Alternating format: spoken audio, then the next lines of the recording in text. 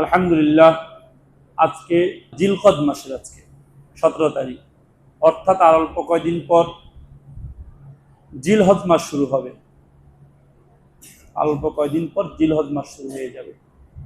এমনিতে জিলকদ মাস যে যাচ্ছে এটি হজের মাস, অর্থাৎ হাজী সাহেবগণ হজ করার জন্য বাইতুল্লাহ শরীফে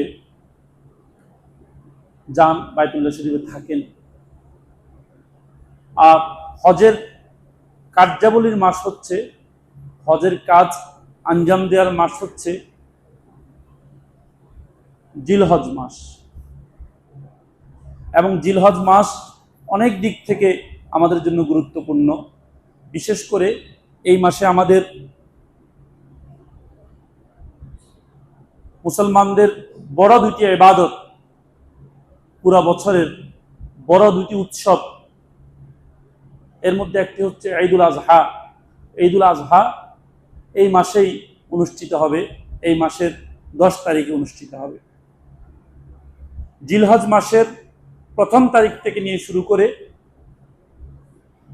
10ম তারিখ পর্যন্ত, বরং শুধু 10ম তারিখ নয়, 11, 12, 13,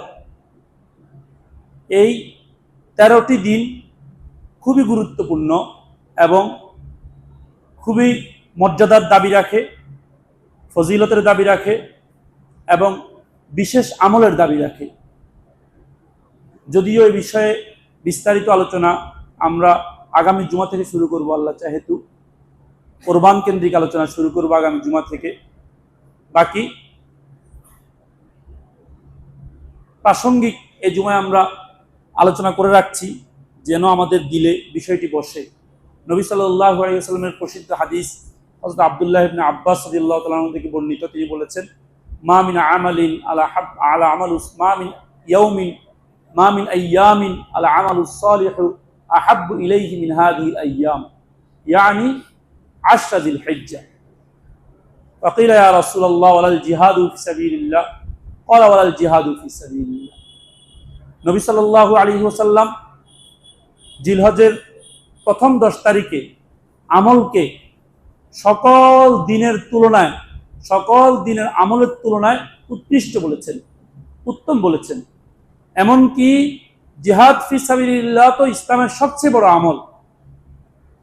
নবী সাল্লাল্লাহু আলাইহি ওয়াসাল্লাম গুরুত্ব বুঝাতে গিয়ে জিহাদ ফি সাবিলিল্লাহ থেকেও বড় বলেছেন।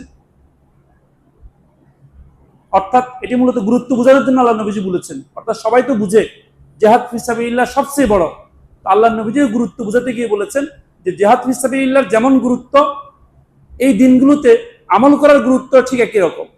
এটা গুরুত্ব বোঝানোর জন্য বলেছেন।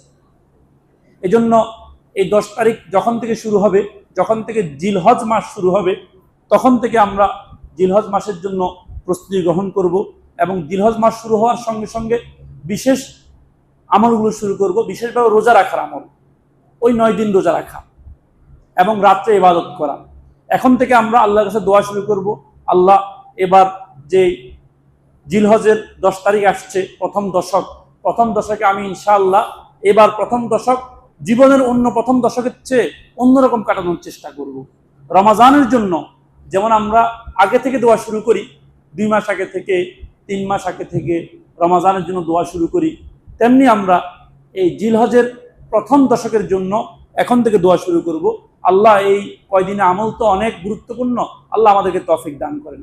এখন থেকে যদি আমরা দোয়া শুরু করি, দেখবো ইনশাআল্লাহ ওই 10 দিনের প্রত্যেক দিন আশা করি আমাদের তাহাজ্জুদ পড়া হবে, প্রত্যেক দিন আশা করি আমাদের অধিক বেশি পরিমাণ নফল নামাজ পড়া হবে, প্রত্যেক দিন আশা করি আমাদের বেশি পরিমাণ দান সদকা করা হবে, বেশি পরিমাণ নেক আমল করা হবে এবং আশা করি 9ম তারিখ পর্যন্ত আমরা প্রত্যেক দিন রোজা রাখতেও সক্ষম হব, যদি এখন থেকে আমরা আল্লাহর কাছে দোয়া করতে থাকি এবং দোয়া করে মঞ্জুর করে নিই। এখন থেকে দোয়া করলে তাহলে এই যে জিলহজের প্রথম দশক আসছে, প্রথম দশকে আমল করা সহজ হবে এবং আমরা ফজিলতের হাদিসটিও মুখস্থ করে নিব। আল্লাহ নবীজি কি বলেছেন এই হাদিসটিও মুখস্থ করে নিব এবং মনে করার চেষ্টা করব। তাহলে ইনশাআল্লাহ আগে থেকে যদি আমরা মানসিকভাবে প্রস্তুতি গ্রহণ করি, তাহলে জিলহজ মাস আসার সঙ্গে সঙ্গে আমাদের জিলহজ মাসের আমলগুলো করতে সহায়ক হবে ইনশাআল্লাহ।